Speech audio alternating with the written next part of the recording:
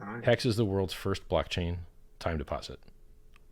CD, certificate for deposit, bond, GSC, I think they call it in Canada. It's got a different name, or GIC in Canada. It's got a different name in every country for some reason, but basically you're just saying if you lock your money for longer, you get more interest. We're the first cryptocurrency in the world to do that. I don't know why. It's the second most popular product at the bank. It seems like an absolute no-brainer that if you want to get rid of banks, you got to get rid of all their products. The second most popular product there is the time deposit, and so we built that.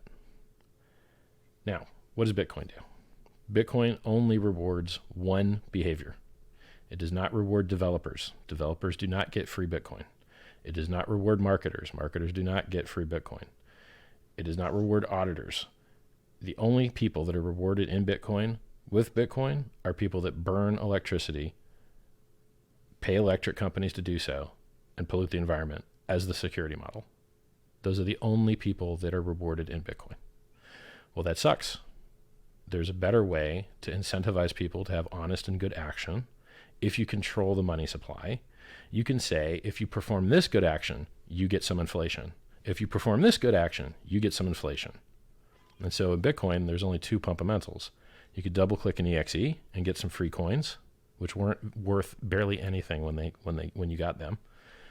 Like when I was mining full 50 block rewards solo with no pool, it was only worth $25. It wasn't worth much.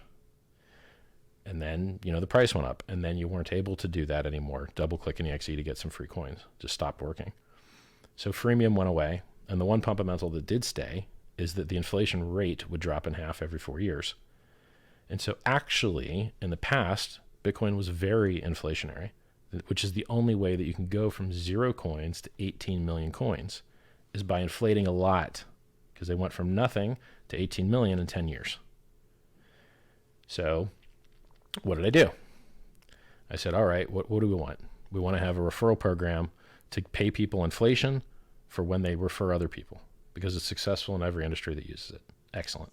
What else do we want to do? We want to stop overpaying miners for security theater. In the old days, you used to pay miners to protect you from other people attacking you, because there was other people that could attack you. Now there's not. The people that you're protecting yourself from are the same people you're paying. There's no other parties with SHA-256 mining hardware that are going to attack you that aren't already mining. So it's a protection racket.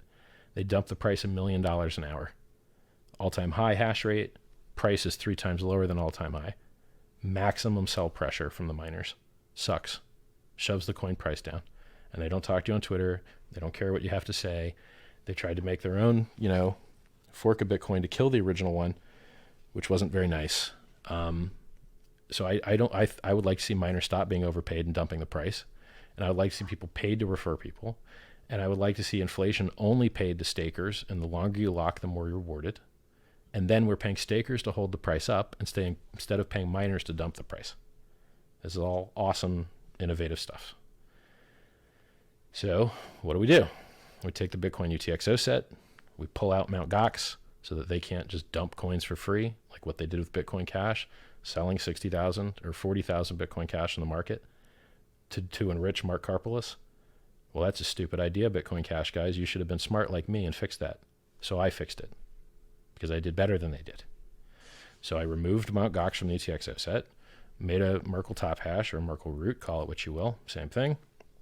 And now you can free claim HEX with your Bitcoin signature if you held Bitcoin at December 1st, 7 p.m. EST. Now, multisig can't claim, penalizes whales. Many exchanges use multisig. And whales themselves are penalized 50 to 75%. So it activates at 1,000 Bitcoin. You get cut by 50%, and then it scales up to 75% cut at 10,000 coins, and then it stays there. It's worth noting that 42% of all Bitcoin is held in addresses that hold over 1,000 BTC, and there's only 2,000 such addresses, which means that 42% of Bitcoin is controlled by 2,000 addresses. And most people have more than one address. So it's very likely to be less than 2,000 entities. So it's an extremely concentrated, centralized system, which would be fine if you were one of those centralized parties. Then you would feel good. People that aren't whales wish the whales would go away. People that are whales love being a whale. So HEX doesn't HEX doesn't get rid of the concept wheels. It just kills the old ones and makes new ones, of which you might be one. So what else do we have in there? So longer pays better, bigger pays better, free claim it. You can transform Ethereum into HEX. It is a bucket every day, 1 bucket full of HEX, 1 empty bucket. People put ETH into that bucket. If you're 10% of the ETH bucket, you get 10% of the HEX. End of the day, the bucket's empty.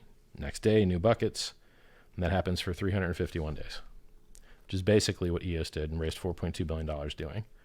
So it's a very successful launch mechanism.